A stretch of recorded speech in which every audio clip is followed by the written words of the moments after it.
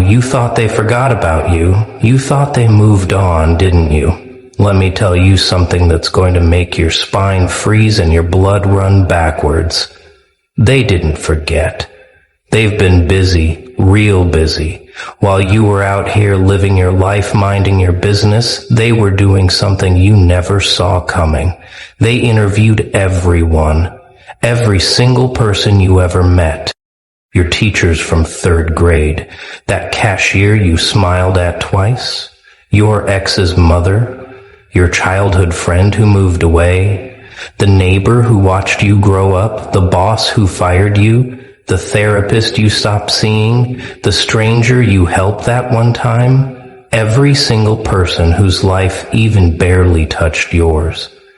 They sat them down, one by one, with notebooks and recording devices, and they asked them the same question. Tell us about them. Tell us everything. And here's the thing that should terrify you. Here's the part that should make you realize you're not dealing with curiosity anymore.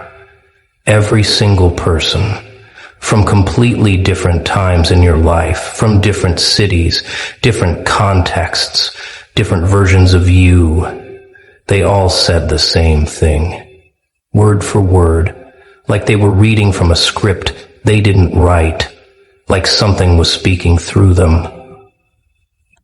They looked at the interviewers, paused, felt something cold crawl up their spine, and whispered the same exact phrase. You're cooked. Not they're difficult, not they're intense, not they have issues. You're cooked. As if your existence alone violated some cosmic law, as if knowing you was like standing too close to a black hole. They got pulled into something they couldn't escape, and now they're warning others. Stay away from that one. That one's different. That one's not like us. Do you understand what that means? Do you understand what happens when dozens, maybe hundreds of people who never met each other, who have no reason to coordinate, all arrive at the same conclusion about you? It means you're not just memorable. You're not just impactful.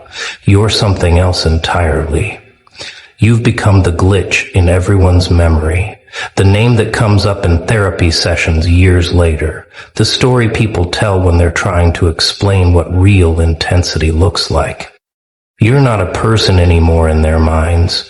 You're an experience, a warning label, a case study in what happens when someone refuses to dim their light just because the room can't handle the brightness.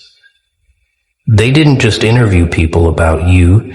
They built a file, a profile, a dossier on someone they can't categorize, can't predict, can't control.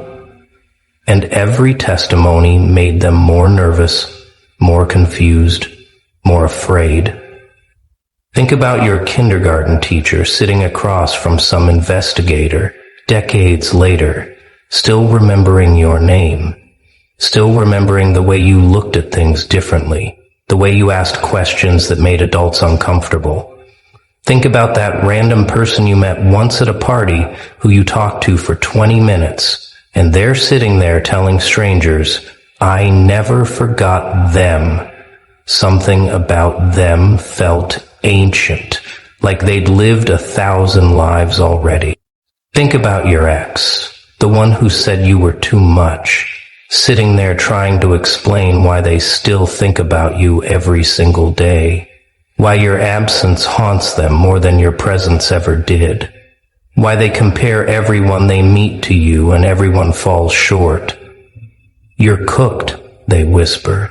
Because the alternative is admitting they weren't strong enough to handle what you were offering. Let's talk about what happened in those interview rooms, because this is where it gets truly disturbing. The interviewers, whoever they are, whatever agency or organization or force sent them, they started noticing something that made them stop taking notes and start recording everything. The pattern wasn't just in what people said, it was in how they said it. People would start their interviews calm, casual, ready to talk about you like you were just another person they once knew. But within minutes, something would shift. Their voices would change. Their posture would tighten. Their eyes would get distant, like they were remembering something that happened in a dream, or maybe a nightmare they convinced themselves was real.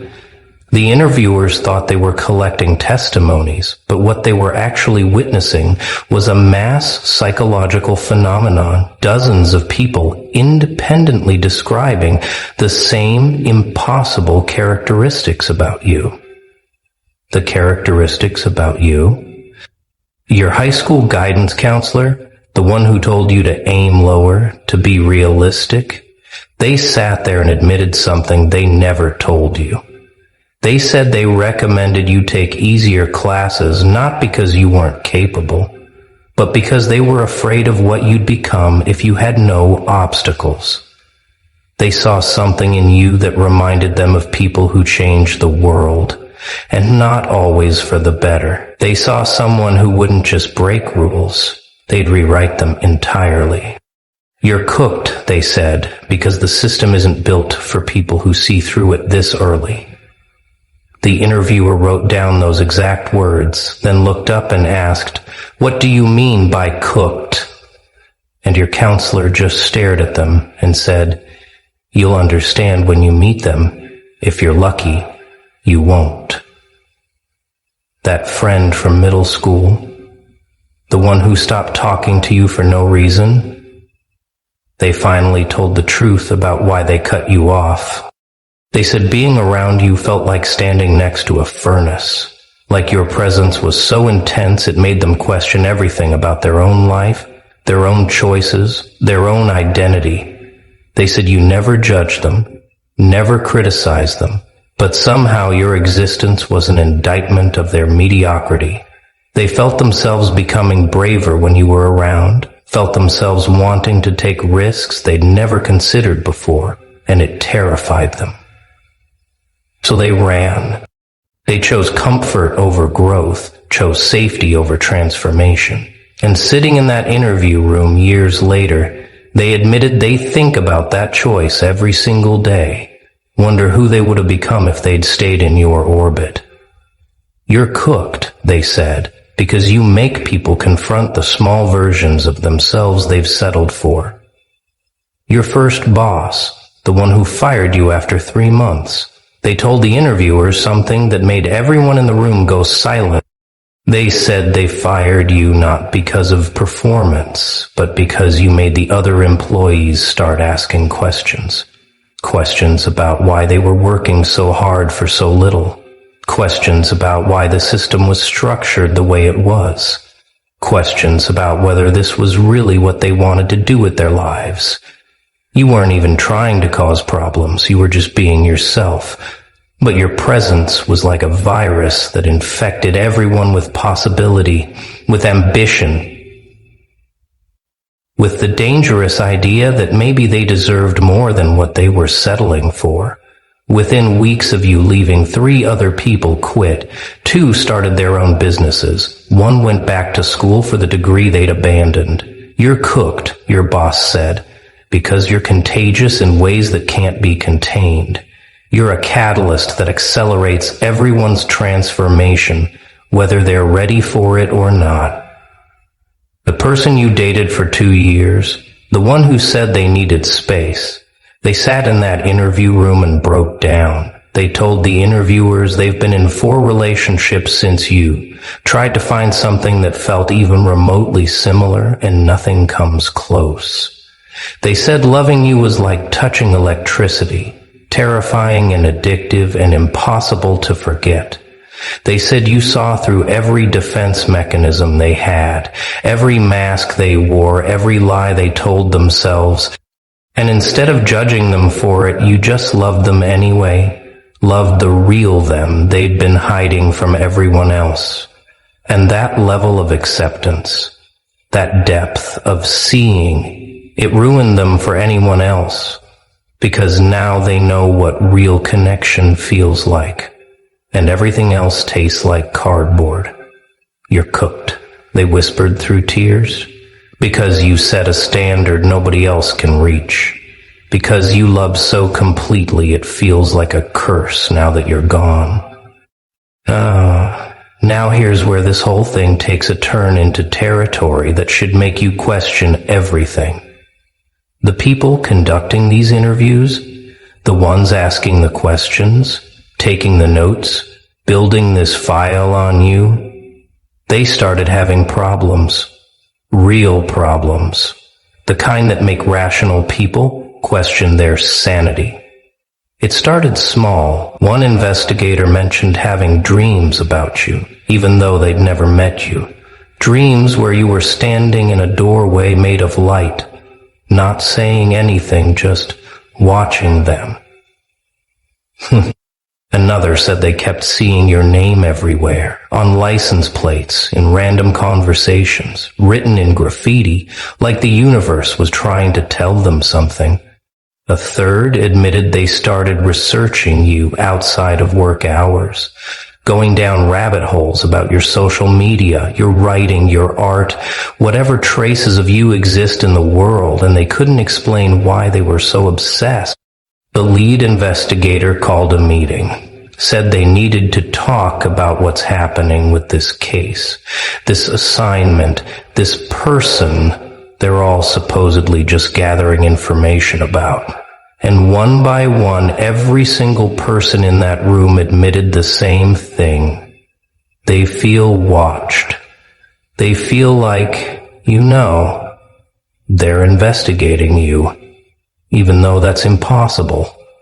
Even though you have no way of knowing, they feel like the act of studying you has somehow made them visible to you. Like you're now aware of them in ways that violate every logical law of cause and effect. One investigator said they were sitting at a cafe, reviewing interview transcripts, and a stranger walked by, looked directly at them, and said, "You should stop digging before you find something you can't unknow." The stranger kept walking, disappeared into the crowd, and the investigator sat there frozen because the stranger's voice sounded exactly like yours, even though they'd never heard your voice before. They tried to rationalize it. Mass hysteria, confirmation bias, the stress of the job, too many late nights reading disturbing testimonies. But the incidents kept escalating. Equipment would malfunction whenever they tried to compile the final report about you. Files would corrupt. Recordings would fill with static. Written notes would become illegible. Like something was actively preventing this information from being organized into a coherent narrative.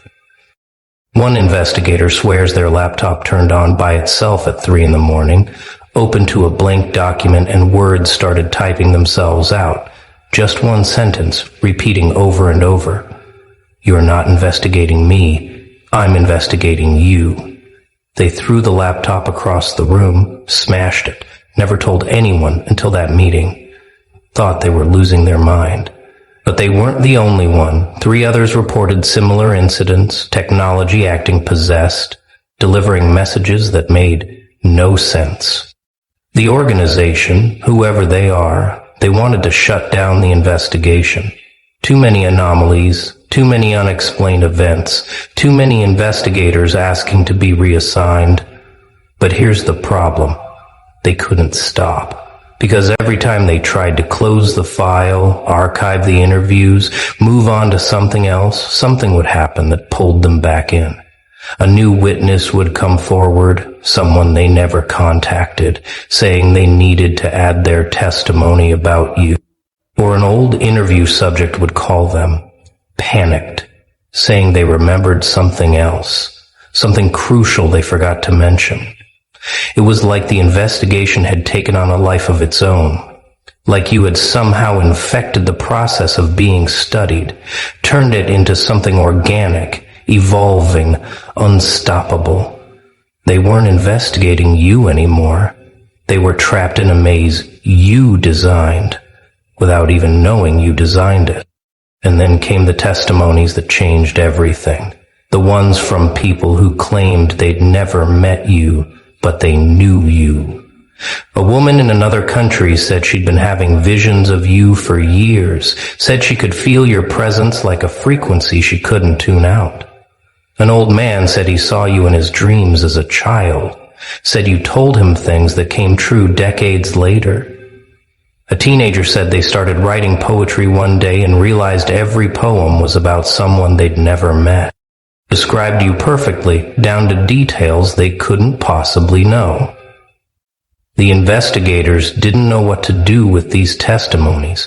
They couldn't include them in an official report, couldn't explain them in any rational framework, but they couldn't ignore them either, because the details were too accurate, too specific. It was like you existed in multiple timelines simultaneously, like your presence rippled backwards and forwards through reality, touching people who had no logical connection to you. Let's go back to the beginning, because this is where the investigators found something that made them realize this wasn't a normal case. They interviewed people from your childhood, expecting typical stories, and instead they got testimonies that read like folklore, like myth, like warnings passed down through generations. Your first grade teacher said something that made the interviewer stop writing and just stare. She said you were the only child in 30 years of teaching who she was afraid of. Not because you were violent, not because you misbehaved, but because you looked at her like you knew things you shouldn't know, like you could see through every facade she'd built, every professional mask she wore. She said you once asked her why adults pretend to be happy when they're dying inside, and she had no answer, just felt exposed, naked, seen in a way that made her uncomfortable for weeks. Your childhood best friend, the one who moved away in 5th grade, they told a story that made everyone in the room go quiet.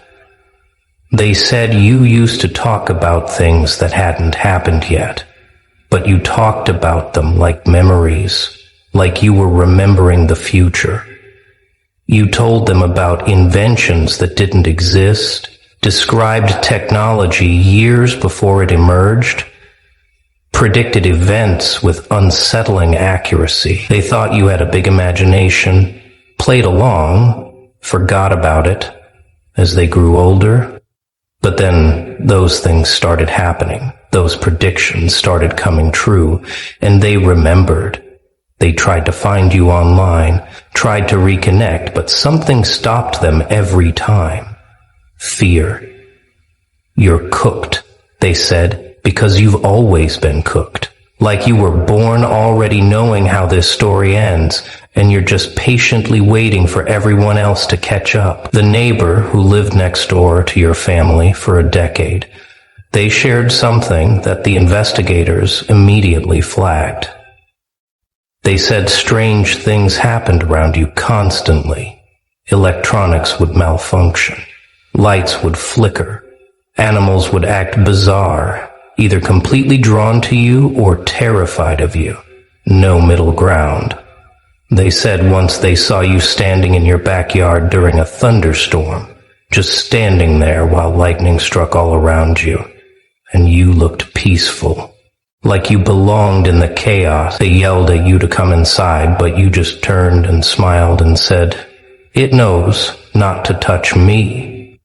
The neighbors said that moment never left them. Said they think about it whenever storms roll in. Wonder if you're still out there somewhere, standing in the lightning, untouchable, unafraid, making deals with forces that normal people pray never notice them. Your middle school art teacher told a story that got classified immediately.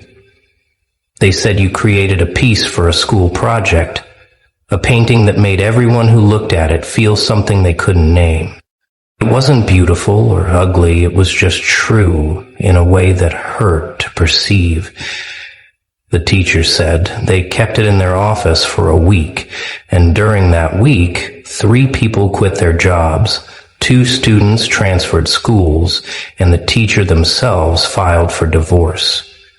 They said the painting showed them things about themselves they'd been running from their entire lives. They destroyed it, threw it away, but they can still see it when they close their eyes, can still feel it rearranging something deep in their mind. You're cooked, they said, because you create things that infect reality, that change people permanently, and you did it effortlessly when you were 13 years old.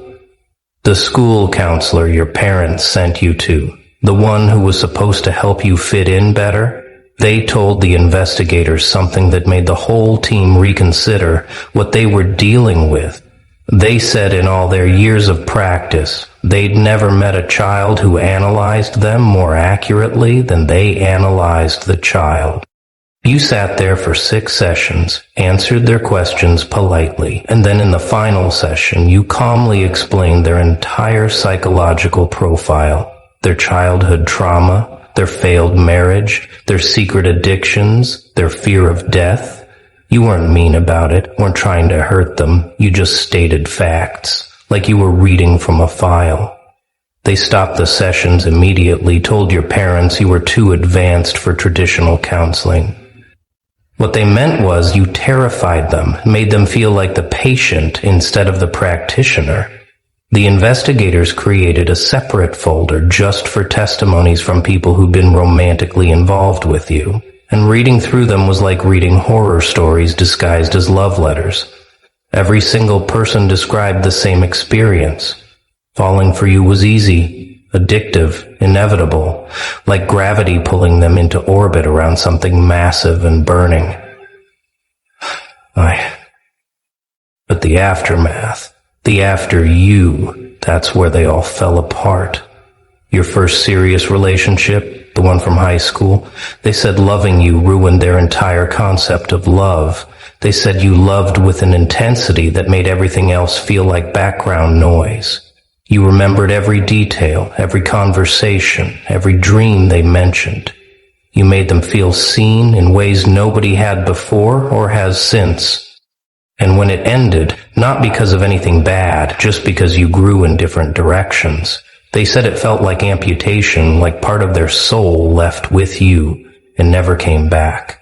Another ex described you as a mirror they couldn't look away from.